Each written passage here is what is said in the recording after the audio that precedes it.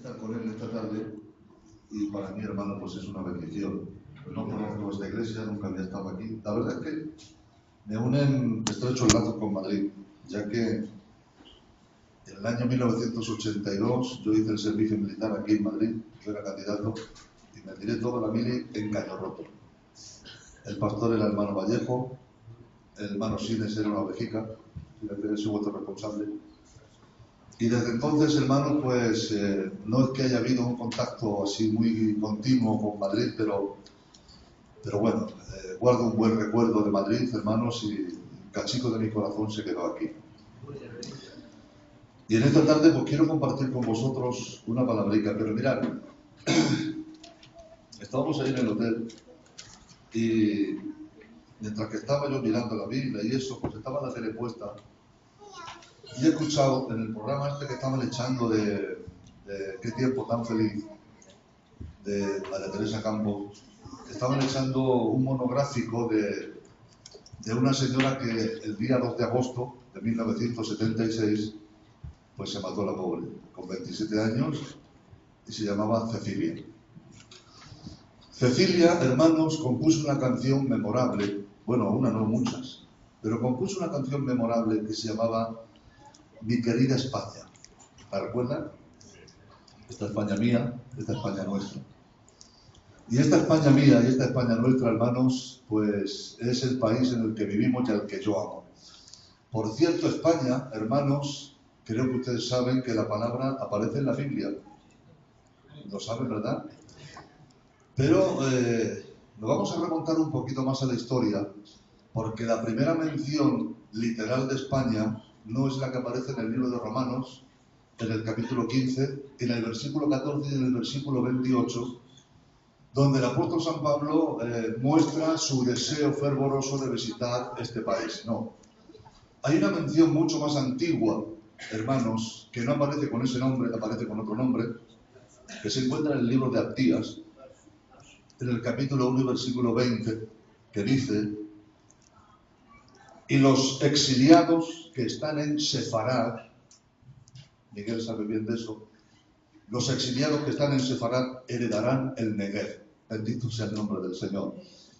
Pues mirad, hermanos, allá por el año 63 a.C., cuenta la historia que un general romano llamado Pompeyo entró en la tierra de Palestina y la conquistó y la anexionó al Imperio Romano, convirtiéndola en provincia romana, le quitó el nombre de tierra de Israel y le llamó Palestina, posiblemente, hermanos, en honor a uno de los 7 montes que hay que rodean la ciudad de Roma, que es el Monte Palatino.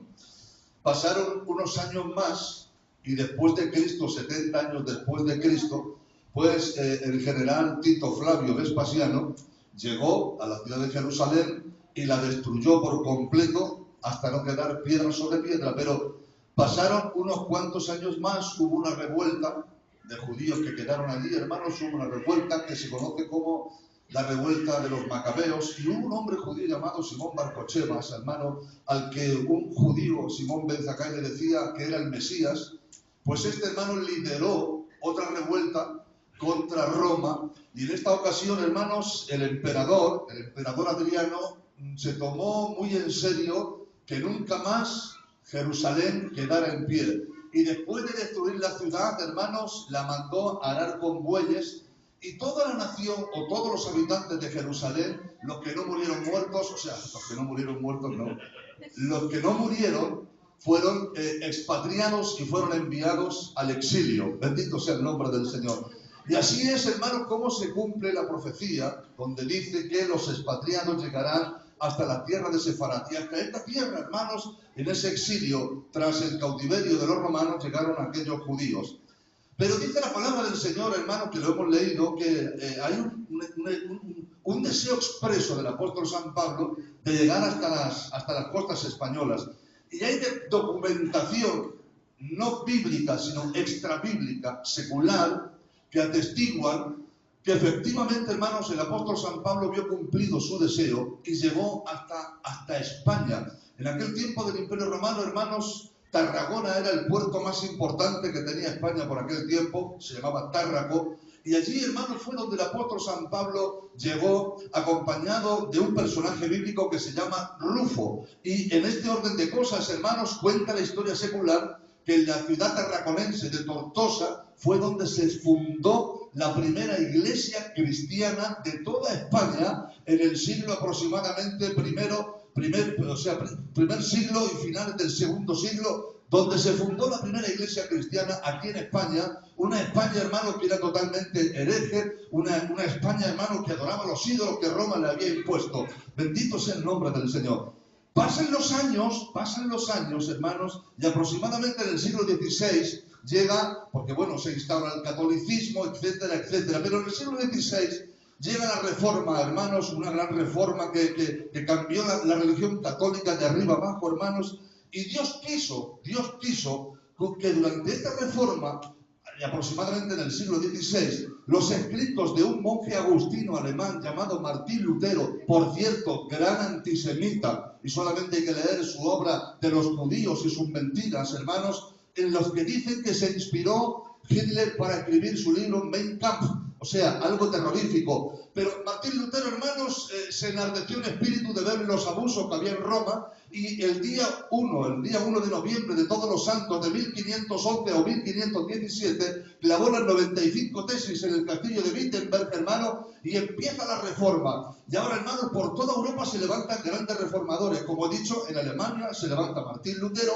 en Italia se levanta Jerónimo de Savonarola, en Suiza se levanta un gran reformador llamado Ulrico Zwinglio, en Holanda Enrique Zutphen, en Inglaterra Juan Knox y en Francia Juan Calvino. Bendito sea el nombre del Señor. Y así la iglesia, hermanos, sufre una transformación que la cambia por completo de arriba abajo. En 1914, hermanos, se organiza en Springfield, estado de Missouri, Estados Unidos, hermanos, la iglesia conocida como las Asambleas de Dios. Y allí, hermanos, desde la ciudad de Springfield, empiezan a salir misioneros para todos los lugares, hermanos, y para todo el mundo con el evangelio reformado. Y entre los muchos misioneros que salieron por todas las partes del mundo, algunos de ellos, hermanos, llegaron hasta el país galo, llegaron hasta Francia. Y en 1914, hermanos, esa religión, esa denominación llamada Asamblea de Dios, empieza esa labor misionera y llegan hasta Francia. En Francia, hermanos, se establece la iglesia de las Asambleas de Dios. Atención, que nos vamos acercando a algo muy bueno.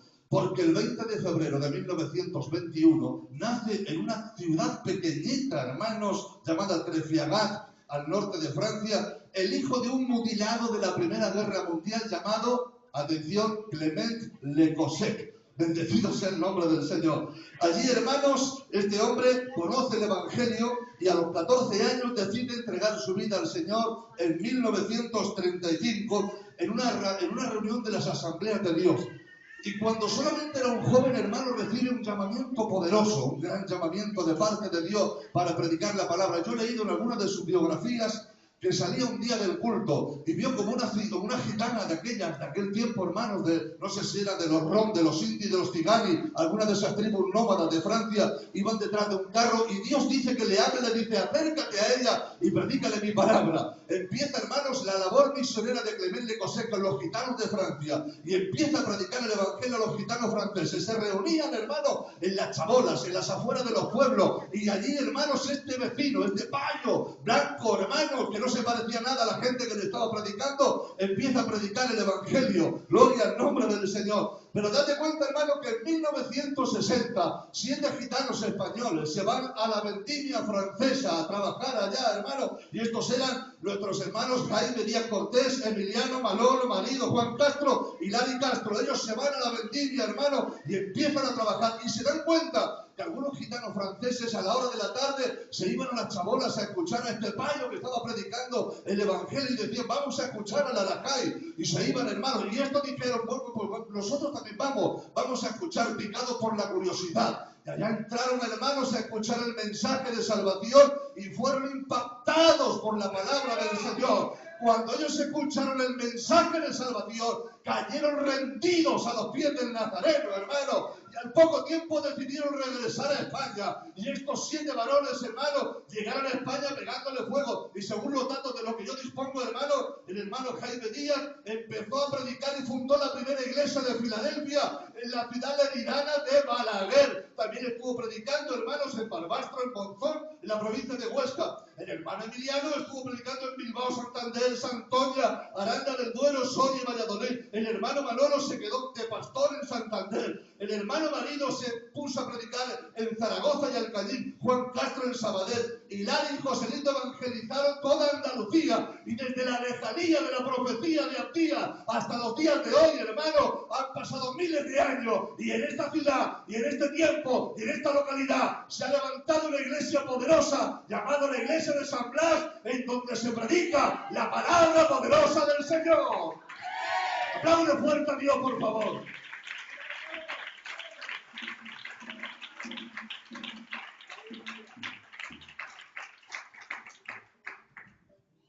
Esta es mi España, mi querida España. Esta España mía y esta España nuestra. Gloria a Dios. Bueno, tengo una palabrita para compartir con ustedes. He querido compartirles este sentir, hermanos, porque ahora la coincidencia que estaba aquí escuchando y me he acordado de estas notas que yo tenía y digo, se lo voy a compartir a los hermanos. Bueno, tengo que compartirles un sermón de la palabra que es muy complicado, muy laborioso. Me ha costado mucho trabajo, hermanos, poder montar este sermón. Voy a solicitar de su generosidad, y sé que cuento con ella, para poder desarrollar el tema que en esta tarde nos lleva entre manos. Son las 9 de la noche, espero ser lo más breve posible. Porque vamos, hermano, vamos a hacer un simulacro y vamos a hacer una especie de proceso judicial contra nuestro mortal enemigo que se llama Satanás. ¿Vale? Vamos a hacer un simulacro. Por un lado, hermano, vamos a imaginarnos al juez Dios Todopoderoso sentado en su estrado con su toga negra. Quiero que nos imaginemos, por otro lado, hermanos, al reo, al acusado, sentado en el banquillo de los acusados, esposado entre ángeles. Y por otro lado están todos ustedes, que es la audiencia que van a hacer de jurado, porque al final del sermón yo les voy a preguntar el veredicto, ¿vale? Entonces vamos a hacer un simulacro. Vamos a leer la Santa Palabra de Dios en el capítulo 14 de Isaías, a partir del versículo 12. Yo no suelo tomar café, y cuando lo tomo descafeinado. Pero hermano Miguel me ha llamado ahí al lado, y si ven que el jambo no me la echa descafeinado. Porque darme un café bueno a mí es mandarme al hospital. Así que espero que los nervios me dejen terminar el trabajo. Vamos a leer. Dice así. Isaías 14:12. Me gusta la solemnidad que ustedes tienen. El silencio. ¿Vale? Yo no soy de los que suelo solicitar muchos amenes ni mucho gloria a Dios. Yo solamente me gusta que ustedes escuchen. Comprobarán que yo tampoco soy un predicador muy efusivo. ¿Vale? Dice así. ¿Cómo caíste del cielo, oh lucero, hijo de la mañana? Cortado fuiste por tierra, tú que debilitabas a las naciones. Versículo 13. Tú que decías en tu corazón. Aquí vamos a presentar 5 cargos. Aquí hay 5 cargos, que son los que vamos a presentar contra nuestro enemigo. Tú que decías en tu corazón. Subiré a lo alto. Subiré al cielo. En lo alto, junto a las estrellas de Dios, levantaré mi trono. Y en el monte del testimonio me sentaré a los lados del norte. Sobre las alturas de las nubes subiré y seré semejante al Altísimo. Quiero que inclines tu cabeza, por favor, cierres tus ojos. Y voy a pedir a mi hermano, que está aquí enfrente, obrero del Señor, que me lo han presentado ahí fuera, que haga una oración. Padre, te adoramos y te bendecimos Y te damos gracias, Padre, por lo que llevamos de culto, Señor. Gracias, Padre, porque tú lo permites, Dios mío, como tú sabes. Te ruego, Dios mío, por tu mensajero, Dios mío, para que tú lo respaldes y lo bendigas, Dios mío. Yo pido por tu palabra, porque tu palabra es bendita en sí. Simplemente a nosotros, Dios mío, tu iglesia, danos unos oídos dóciles, Dios mío, para escuchar tu palabra. Y que tu palabra llegue a nuestro corazón. Bendice a tu siervo, Dios mío, y utilízale en el nombre de Jesús de Nazaret. Amén. Amén. Amén. Gloria al nombre del Señor. Amén. Quiero decirles, hermanos, que cada vez que predico este sermón, me intimida. Me intimida. Porque cada vez que lo he predicado, hermanos, he tenido consecuencias. Consecuencias espirituales. Hasta el punto, hermano, que alguna vez que otra he dudado mucho de predicarlo. Pero en el día de hoy, hermano, me levanto como poderoso gigante, planto bandera y declaro que Dios es Rey. Tenemos 5 cargos contra Satanás, que son estos. Subiré al cielo. Junto a las estrellas de Dios levantaré mi trono. Segundo. Tercero. En el monte del testimonio me sentaré a los lados del norte. Cuarto, sobre las alturas de las nubes subiré. Y quinto, seré semejante al Altísimo. Quiero decirles, hermanos, que para poder elaborar este sermón he tenido que echar mano del Código Penal. Y con el Código Penal en la mano, hermanos, vamos a intentar poner en marcha este proceso judicial, ¿vale? Entonces, ustedes van a escuchar alguna cierta terminología legal que a lo mejor no la van a entender, pero yo voy a intentar de explicársela lo mejor que pueda, ¿vale?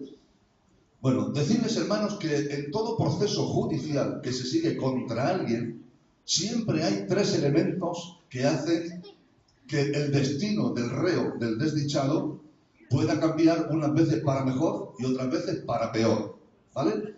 Estos 3 elementos son agravantes, atenuantes y eximentes. Alguno quizá esté familiarizado con estos términos y otros no, pero yo por eso, hermano, voy a intentar de explicárselo en esta tarde de la mejor manera posible. Entonces, decirles, hermanos, que una vez expuesto esta primera parte del sermón, quiero decirles que en cuanto a los 3 elementos, voy a empezar por el primero. Y el primero son las eximentes. Y voy a echar mano del Código Penal, hermanos, y decirles que eximentes son eximentes de responsabilidad penal aquellas que permiten que el delincuente no sea sancionado con la pena que la ley establece, sin perjuicio de que el hecho constitutivo de delito se encuentre acreditado. La existencia de eximente de responsabilidad penal hace que el delincuente no sea sancionado. Esto quiere decir, hermano, que hay una serie de circunstancias en relación al delito que se ha cometido que hace que la persona que ha cometido el delito tenga ciertas cosas que le eximen de responsabilidad y puedan verse atenuadas las responsabilidades y las consecuencias que se merece como delincuente que es. De entre todas, hermanos, de entre todas las eximentes que hay, yo puedo resaltar solamente, hermanos, algunas de ellas, voy a resaltarles 3. Dice el libro primero, título primero, capítulo 2 del Código Penal, de las circunstancias que eximen de la responsabilidad penal, artículo 10. Quiero que presten atención porque esto tiene su aplicación, ¿vale? En primer lugar, la primera eximente nos encontramos con la eximente de locura, que es el loco demente, a no ser que haya obrado en un intervalo lúcido, y el que por cualquier causa independiente de su voluntad se haya privado totalmente de la razón.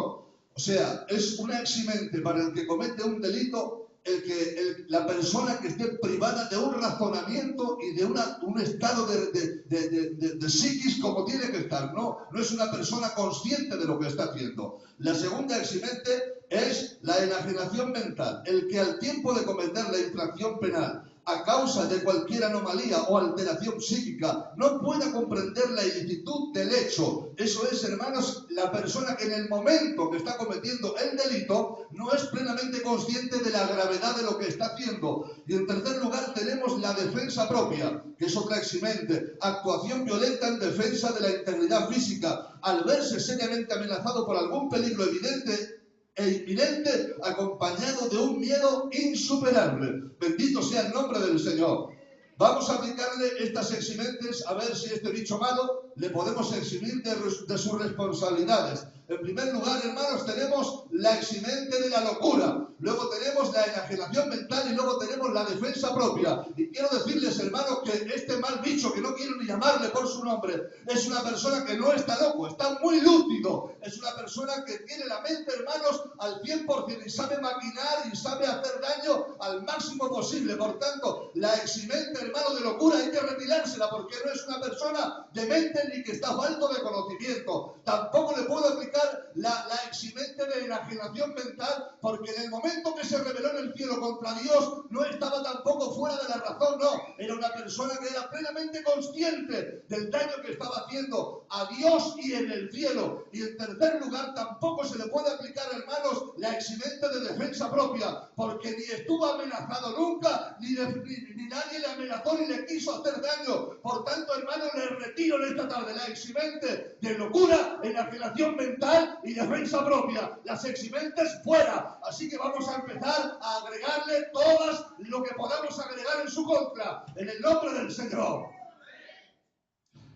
Proseguimos. Vamos a ver las atenuantes. Se dice de la circunstancia que modifica la responsabilidad penal disminuyendo la gravedad del delito. El delito está, se ha cometido, pero hay una serie de circunstancias que atenúan, por eso se llaman atenuantes. Hay muchas, pero yo voy a leer solamente otras 3 o 4. Una de las atenuantes son la embriaguez. La persona que al tiempo de cometer el delito se halle en estado de intoxicación plena por consumo de bebidas alcohólicas, drogas tóxicas, estupefacientes, sustancias psicotrópicas u otras que produzcan efectos análogos, siempre que haya sido buscado con el propósito de delinquir. Este es un atenuante, hermano, que hace que el delito sea un poco menor. Luego está el atenuante de arrebato o estado pasional. El tercero es la reparación prejuicial del daño. Y el cuarto es arrepentimiento espontáneo. Vamos a ver, acusado.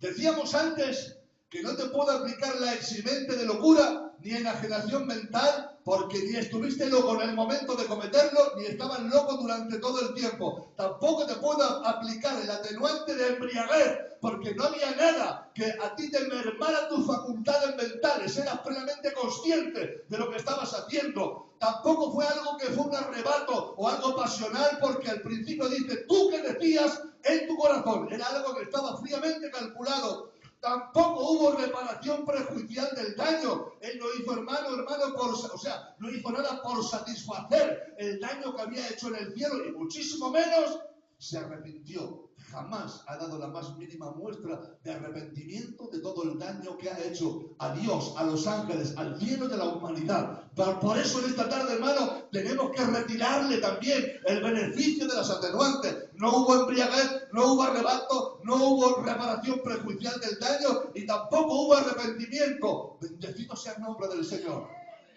Lo siento, pero te quedas sin argumentos. Estas son las 2 primeras. Pero vamos a ver si hubo agravantes. Y esto es un poquito más serio. Porque dependiendo, hermanos, de la demostración de que hubo o no hubo agravantes, pues va a depender el veredicto de ustedes al final. Porque ya hemos dicho que no hay atenuantes ni hay eximentes. Las agravantes son las circunstancias que agravan la pena que la ley confiere por la comisión de un delito. Y estas son las señaladas por el artículo 12 del Código Penal. Yo he podido leer, hermanos, hasta 19 agravantes, pero muchísimo menos se las voy a leer porque no estamos en una clase de derecho en esta tarde. Estamos en una iglesia evangélica predicando la palabra del Señor. Pero hay 3 agravantes que son las más conocidas, que todos alguna vez las hemos escuchado, que son premeditación, alevosía y nocturnidad. ¿Sí o no? Creo que alguna vez lo hemos escuchado. Entonces, la premeditación es pensar y planificar reflexivamente el mal que se va a cometer antes de cometerlo. Alevosía es cuando el culpable comete cualquiera de los delitos contra las personas empleando medios, modos o formas en la ejecución que tienden a hacer el mayor daño posible sin riesgo para su persona. Y la nocturnidad es la circunstancia de ejecutarse un delito aprovechando la noche. Estas son las 3 agravantes y ahora vamos a ver. Vamos a presentar pruebas contra él. Tengo 2 testigos para presentar y tengo la propia palabra. ¿Amén? Luego haremos pasar a los testigos, pero de momento vamos a echar mano de los documentos que tenemos. Y el primer documento que tengo es el primer cargo que hay contra él. Porque hemos dicho que había 5 cargos. Y entre los 5 cargos está el primero. La premeditación, porque dice el texto, tú que decías en tu corazón. Tú que estabas pensando lo que luego llevaste a cabo. Miqueas capítulo 2 y versículo 1 nos dice: hay de los que en sus camas piensan iniquidad y maquinan el mal, y cuando llega la mañana lo ejecutan porque tienen en su mano el poder. Él pensaba, hermano, no sé durante cuánto tiempo, porque el tiempo no contaba. Ellos no tienen cuerpos mortales como nosotros y el tiempo no existía. Allí él estuvo pensando, hermano, quizá durante siglos, milenios, vete tú a saber. Él miraba hacia el cielo y veía ese ser tan lleno de luz y tan poderoso. Y se miraba a sí mismo, hermano, y decía, de donde yo estoy a donde está él, solamente hay un paso. Me niego a estar subordinado, me niego a estar supeditado. Yo quiero ser no igual. Igual no. Porque hasta Satanás conoce sus limitaciones. ¿Has oído eso? Hasta él conoce sus limitaciones y sabe hasta dónde puede llegar. Semejante. A veces, hermanos, llevamos muchos fracasos porque rebasamos nuestras posibilidades. No somos conscientes de dónde está nuestro límite. Creemos que somos más que Superman y nos metemos en muchos problemas porque no somos conscientes de nuestras limitaciones. Ayer hablaba yo con un ministerio joven, muy joven, lleva unos 3 años de obrero. Se lo decía Miguel cuando venimos para acá. Y le han dado, hermanos, una iglesia muy grande, de las más grandes, y un poco complicada. Claro, a un ministerio joven, hermano, le ilusiona pastorear una iglesia grande, ¿vale? Muchos coros, una iglesia grande, con mucha fama, por donde pasan todas las visitas. Y en su momento él se vio capacitado, pero a los 2 meses tuvo que salir con las orejas gachas y traumatizado y dañado. Y le decía yo, es que no has sido consciente de tus limitaciones. Haz el favor, mira, creo, hermano, y los ministerios que están aquí me pueden corregir si no estoy en lo correcto. Creo, hermano, que para poder aspirar a una iglesia grande, primero hay que curtirse en los campicos pequeños, prepararse, no sé, curtirse, madurar. Y cuando uno ya tenga cierta experiencia, entonces abordar la posibilidad de llevar... Es como los toreros, hermano. Un torero no sale de la escuela taurina para meterse en la venta y pelearse con un bicho de 500 o 600 kilos. No, tiene que ir por plazas portátiles, tiene que ir por plazas de tercera, torear novillos, hasta que llega el momento que se hace matador y entonces puede torear un toro grande. ¿Por qué? Pues porque a lo mejor no ha sido consciente de sus limitaciones. Y nosotros, hermanos, tenemos la obligación de saber cuál es nuestra limitación, hasta dónde debo de llegar. Porque en esto, hermano, quizá, en esto y no en otra cosa, puedo tomar nota de lo que hizo el diablo. Él no quería ser igual que Dios, porque sabe que igual no puede ser, puesto que Dios le creó a él y él no es creador. Pero quería ser semejante en autoridad y en autonomía, desligarse de la subordinación que tenía hacia la persona de Dios y gobernar también. Bendito sea el nombre del Señor. Por eso, hermano, hubo delito de premeditación.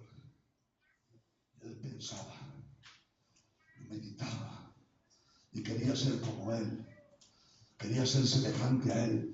¿Y yo por qué no podré hacer eso? ¿Y yo por qué no puedo ocupar este puesto? ¿Y por qué no tengo ejércitos que me sirven? ¿Y por qué a mí no me dan la gloria? Entonces, en esta tarde me dirijo al acusado y le digo, en ti hay agravante de premeditación. Bendito sea el nombre del Señor. Vamos a la alevosía, que es el segundo aspecto, hermano, de las agravantes. Decíamos que alevosía es cuando una persona tiende a hacer el mayor daño posible y sin que él reciba ningún daño a cambio. Vamos a verlo, hermanos, en esta tarde y hago pasar al primer testigo. Quiero que pasen esta tarde por aquí el profeta Ezequiel. Es conducido, hermanos, y es metido en la sala de audiencias y vamos a ver lo que nos tiene que decir Ezequiel. Y Ezequiel, hermano, nos cita un texto que está en el capítulo 28 y versículo 16, que dice: a causa de la multitud de tus contrataciones fuiste lleno de maldad y pecaste. Eso, hermanos, aparentemente parece que no dice nada, parece que se queda ahí, pero hay que analizarlo, hermanos, y arañar y meterse en los textos y querer saber lo que dice en realidad. Porque si lo leemos tal cual no nos dice nada, pero nos vamos al original, hermanos, y nos damos cuenta que la palabra que se está empleando ahí es el verbo hebreo reculá, que significa dar rodeas y tiene que ver con la calumnia y nada tiene que ver con el aspecto de compra y venta de mercaderías, no tiene nada que ver con eso, hermano. Por tanto, el profeta Ezequiel nos está diciendo de alguna forma que lo que este individuo estuvo haciendo durante vete tú a saber cuánto tiempo es dar rodeas por el cielo, calumniar, difamar y hablar mal de la persona del Señor para así ganarse adeptos a la hora de la rebelión. Entonces, el hermano hizo el mayor daño posible y en ese momento no recibió nada a cambio, quedó indemne. Bendito sea el nombre del Señor. Por tanto, quiero decirle en esta tarde que hubo también agravante de alevosía. Esa se la tiene que apuntar en esta tarde también. Y por último, hermanos, esta me ha sido muy complicado poder aplicársela. La agravante de nocturnidad. Y si hay aquí algún entendido en derecho, podrá decirme que a lo mejor no es la forma más fina de poder defender esta tesis. Porque en el cielo, hermanos, no hay ninguna oscuridad. En el cielo todo es luz. Dice la Biblia que Dios habita en luz inaccesible. ¿Vale? Por lo tanto, es difícil. Pero yo quiero esta tarde también que pase el segundo testigo, que es el apóstol San Pablo, que suba a la estrada, se le toma juramento y le preguntamos: ¿tú qué tienes que decir al respecto, apóstol San Pablo? Y San Pablo nos tiene que decir: pues mira, Iglesia de San Blas, casi al final de mi ministerio, escribí 3 epístolas que se llaman epístolas pastorales. Y por este orden cronológico fueron así: primera de Timoteo, epístola a Tito y segunda de Timoteo. Con segunda de Timoteo acabé mi ministerio y de un certero golpe del verdugo me fue sesgada la cabeza del tronco en la arena del circo romano en el otoño-invierno del año 65 después de Cristo. Pero antes de que me asesinaran y estar resucitado como estoy ahora, le escribí en mi primer tratado a mi hijo en la fe, Timoteo, y le dije estas palabras: mira, Timoteo, el que anhela obispado, buena obra desea. Pero es necesario que el obispo, pues, tenga una serie de condiciones para poder ejercer el ministerio, que sea marido de una sola mujer, que tenga a sus hijos en sujeción, que se gane honestamente la vida y sobre todo que no sea un neófito, no sea que envaneciéndose caiga en la condenación del diablo. Gloria a Dios. Misterio. Vamos a ver. No sea que envaneciéndose caiga en la condenación del diablo. Hemos de remontarnos no a los originales, porque esta palabra se emplea mucho en los púlpitos, hermanos, y no es correcta, porque no existen los originales.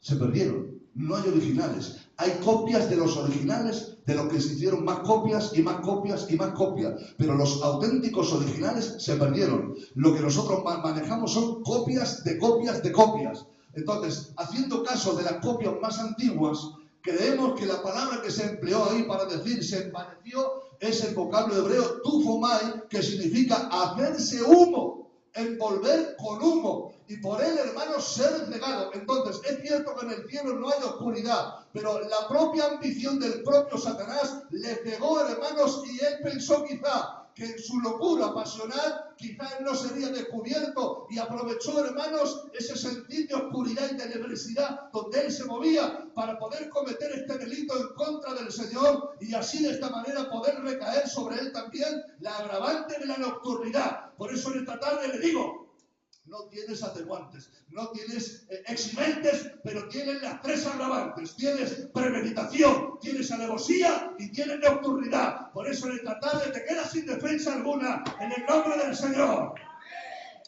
Pero vamos a proseguir. Todo esto es lo que él quiso hacer, porque lo meditaba. Pero ahora vamos a ver ciertos aspectos de lo que sí hizo. Porque sigue diciendo el profeta, ¿no es este aquel varón que hizo temblar la tierra? Quiero decirles, hermanos, que Dios creó una creación perfecta. Todo en perfecto equilibrio. Los planetas situados a la distancia justa para no chocar unos con otros. Pero el pecado de Satanás no solamente afectó al ser humano y a su prole, sino que afectó, hermanos, a toda la creación. Por eso, hermanos, la palabra del Señor nos enseña en el Salmo 19 que ni los cielos ni la tierra son limpios delante de tu presencia. Toda la humanidad, todo lo creado, hermanos, ha sido salpicado por la rebelión de esta persona llamada Satanás. El pecado, hermanos, es la creación monstruosa que ha dañado a la tierra, ha dañado a la creación, ha dañado a la humanidad y ha dañado a todo el cosmos. Por lo tanto, hermanos, Él es el máximo responsable de todo el daño que se ha creado en toda la creación. Bendito el nombre del Señor. También dice que trastornaba los reinos. Aquí yo tendría que pararme un buen rato, porque por la evidencia de lo que estamos viendo últimamente,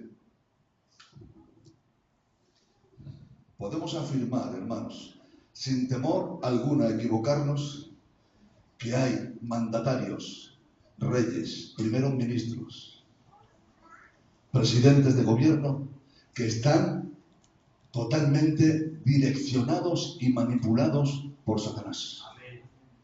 Hay gobiernos, hermanos, que se están saltando la Convención de Ginebra. Hay gobiernos que se están saltando la Declaración Universal de los Derechos Humanos. Hay gobiernos que están siendo tolerantes, hermanos, con el genocidio. Hay gobiernos que están financiando el yihadismo, el terrorismo, hermano. Hay gobiernos que están vendiendo armas a los mismos países que ellos tienen sancionado. Es inaudito lo que está pasando. Mira, no hay que correr mucho, hermano, y lo siento, lo tengo que decir, pero lo tengo que decir, porque no hay que salirse fuera de España para ver cosas, hermanos, que se salen de la Biblia.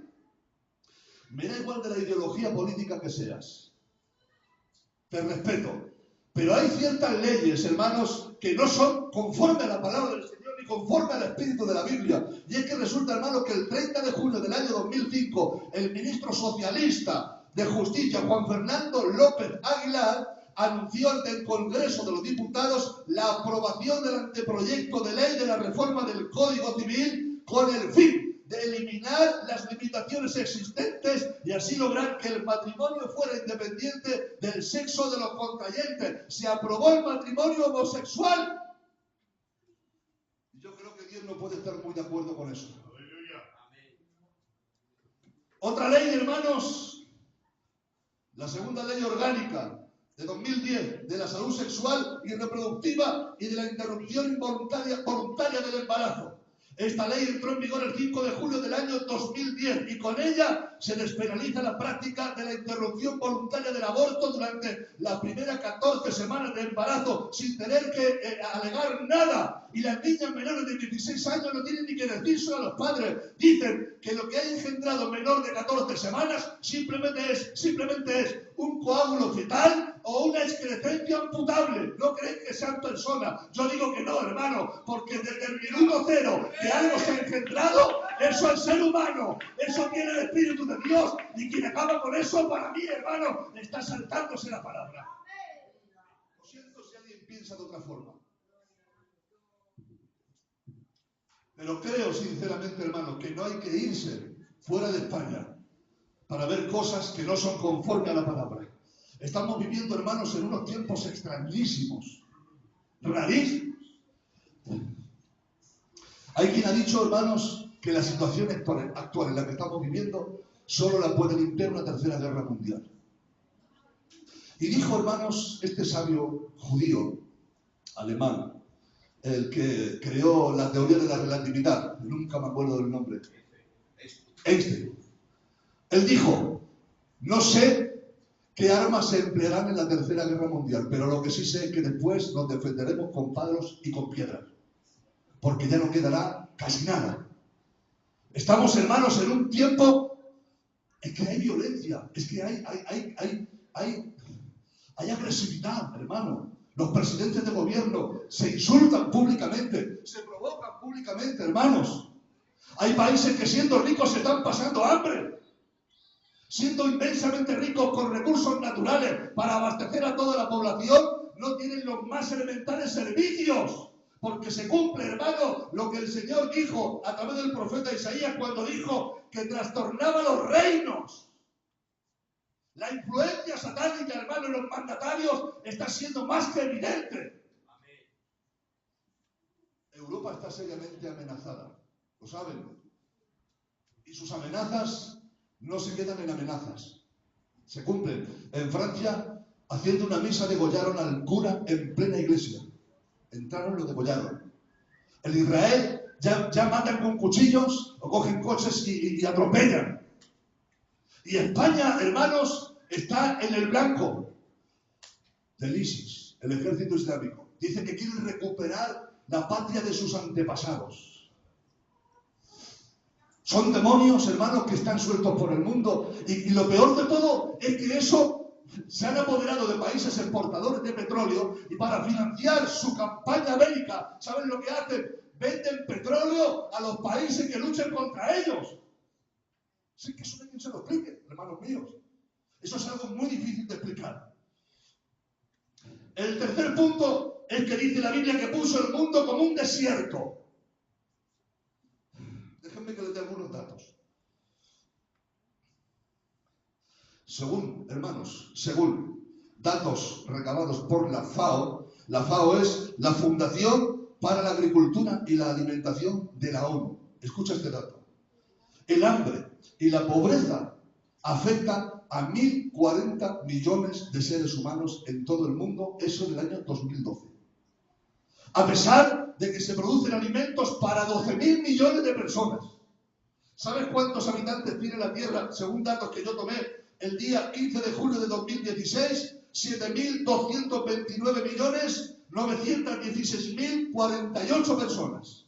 7.300 millones de personas. Y la Tierra produce alimentos para 12.000. Y sin embargo, hay 1.040 millones de personas que se mueren de hambre. Asoló el mundo, hermanos. Se producen, hermanos, 40 millones de muertes al año por el hambre. La desnutrición provoca la muerte de 2,6 millones de niños menores de 5 años. 24.000 personas mueren por hambre al día, lo que es igual a 1.000 personas por hora, 16,66 personas por minuto, una persona cada 2,77 segundos. En el tiempo que yo estoy predicando, hay gente que está muriendo de hambre, a pesar de que la Tierra tiene recursos para alimentar a 12.000 millones de personas. Mi alma alaba al Señor. Dice la palabra, hermanos, que puso el mundo como un desierto. La degradación sistemática de los recursos y los ecosistemas acuáticos está provocando que, por ejemplo, 1.200 millones de personas no tengan acceso al agua. De mantenerse esta tendencia serán más de 4.000 millones en el año 2025. Los países subdesarrollados sufren el 93% de las enfermedades del mundo. Y podría seguir arrojándote datos escalofriantes. Ya que él no pudo provocar más daño en el cielo, nada más que la rebelión, toda su furia será guardada para con la tierra. Ha escogido a una serie de mandatarios, ha creado religiones. Porque quiero que sepan que los mayores crímenes contra la humanidad se han cometido en nombre de la religión y de ciertos dioses. Porque no es solamente el islamismo el que está cometiendo crímenes contra la humanidad. El propio cristianismo, hermanos, en su afán imperialista, Cuando llegaron a las Américas, masacraron a los indígenas, hermanos, y los expoliaron, y sacaban galeones cargados de oro a costa de la muerte de los incas, de los mayas, de los aztecas. Los traían para acá, hermanos, y a veces hundían del propio peso que llevaban. Y allí convertían a la gente a la fuerza o les mataban.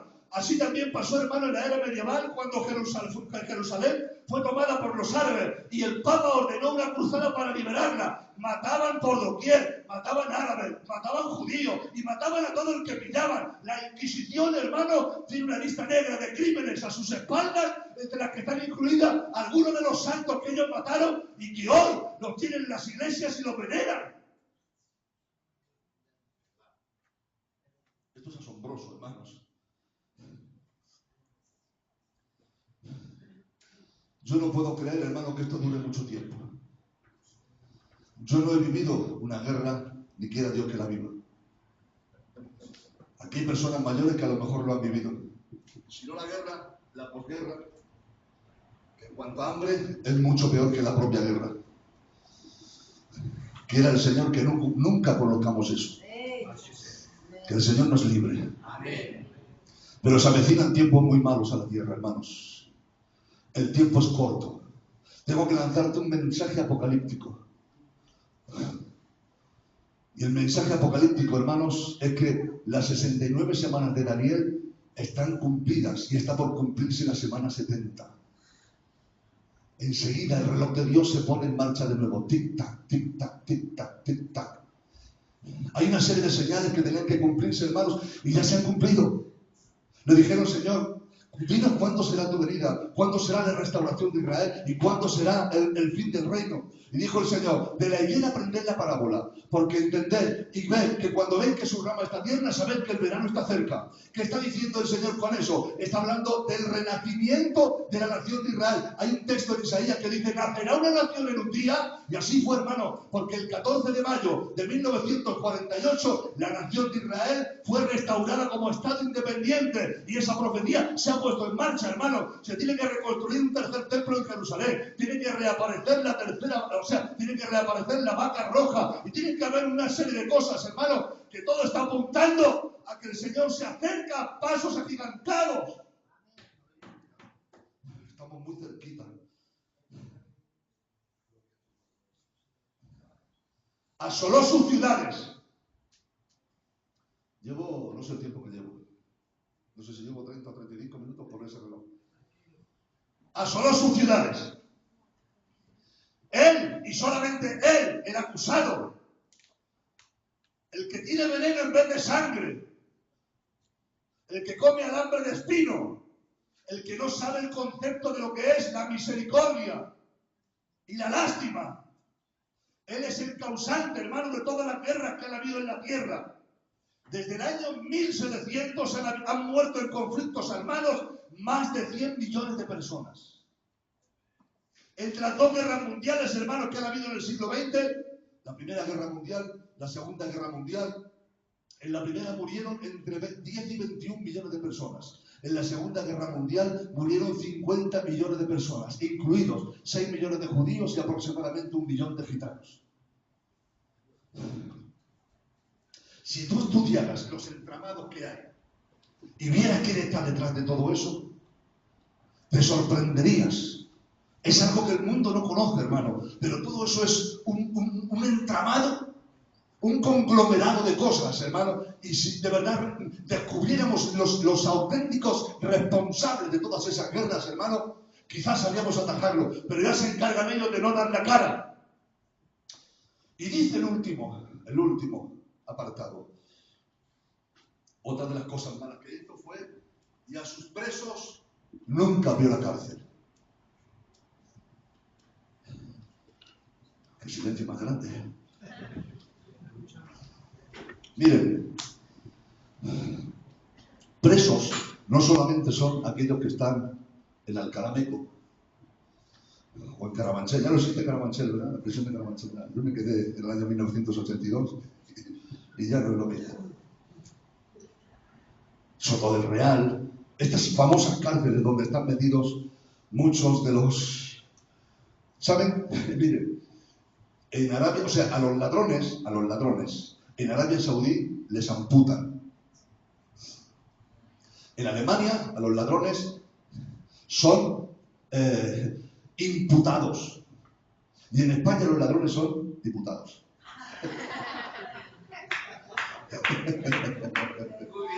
Miren qué dato.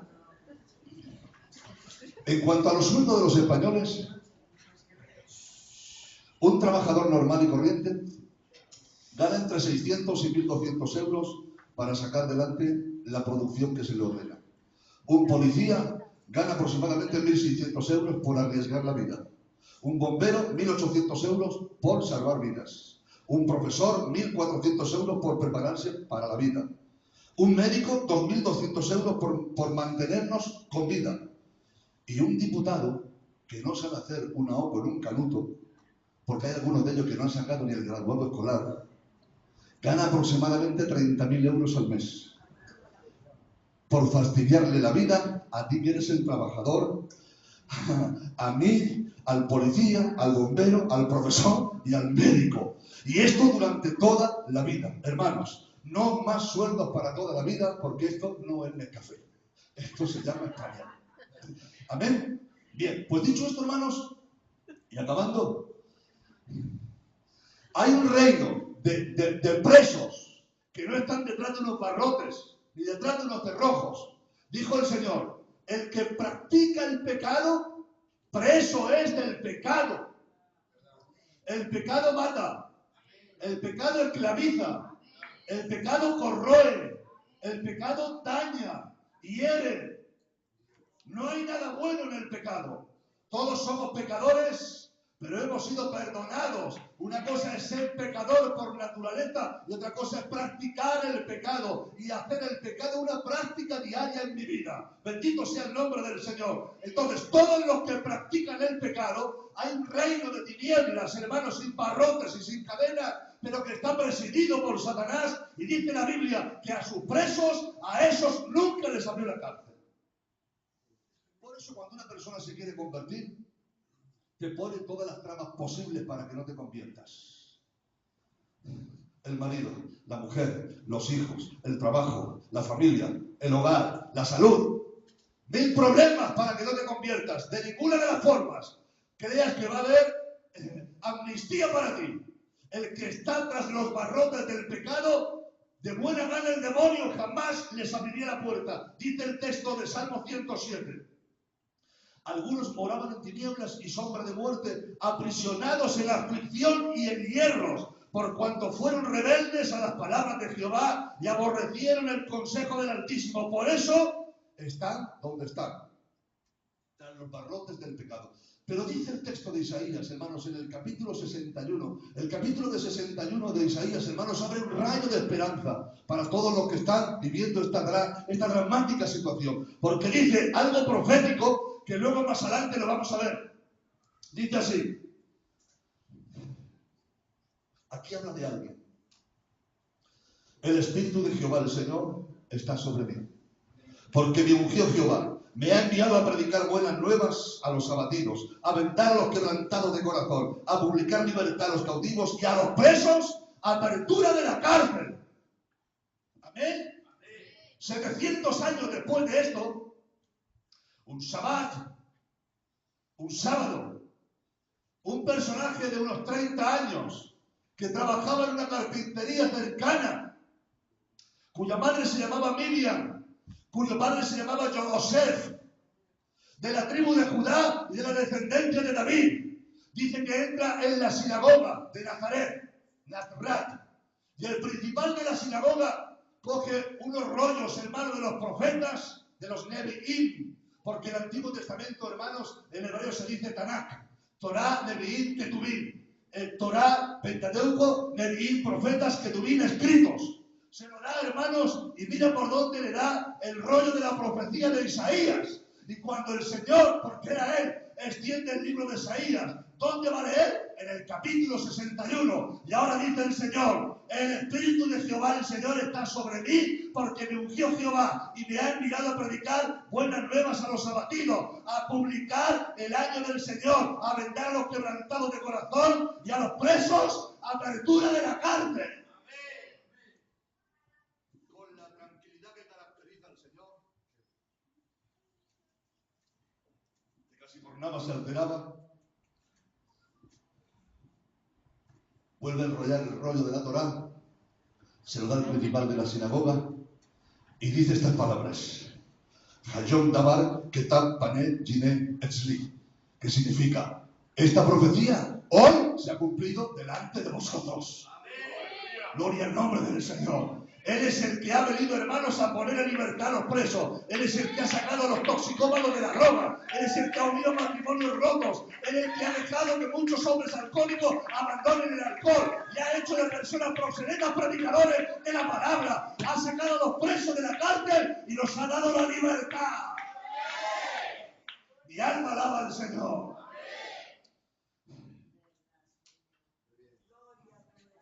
No sé si me está escuchando esta lagartija infernal, pero si me está escuchando, quiero decirle que lo tiene muy mal. Lo tiene muy mal. No tiene atenuantes, no tiene eximentes, tiene todas las agravantes. Ustedes han sido testigos. Hemos presentado cargos documentales, hemos presentado testigos. Hemos presentado a Pablo y hemos presentado a Jeremías, a Ezequiel, perdón. Y por último, hermanos, quiero dejarle con un salmo de esperanza, que es el Salmo 107, que dice: luego que clamaron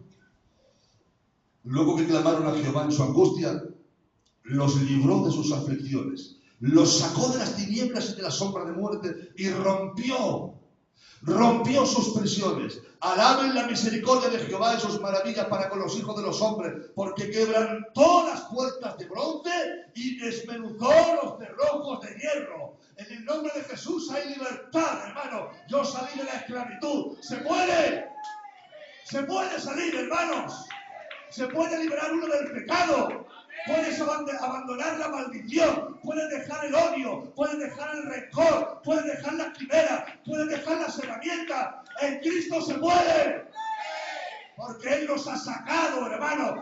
Dice la palabra del Señor que envió a su Hijo para que todo aquel que en Él cree que no se pierda, que salga de la cárcel y que tenga vida eterna. ¿A cuántos de aquí ha liberado el Señor? Quiero ahora, hermanos, poner fin al sermón preguntándoles el veredicto. Por favor, un redoble de tambor, si puede ser, ¿vale? Preparaos un cántico de estos de guerra. Vamos a hacerlo bien hecho, ¿vale? Por cierto, quiero felicitar a los músicos, son de primera, ¿vale? A las hermanas también. Sois un equipo de primera. Mi más sincera enhorabuena. Lo hacéis bien.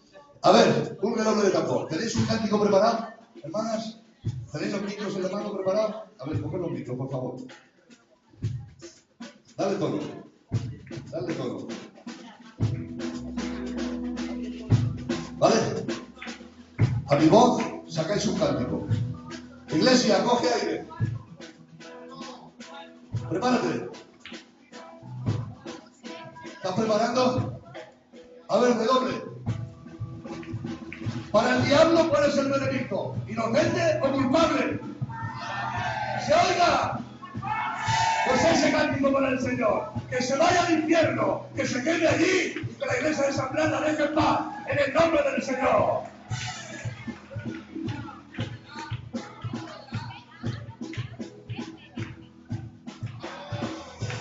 Como las cortinas del cuadro de Jehová, y toda su vida le vamos a machacar. Como las cortinas del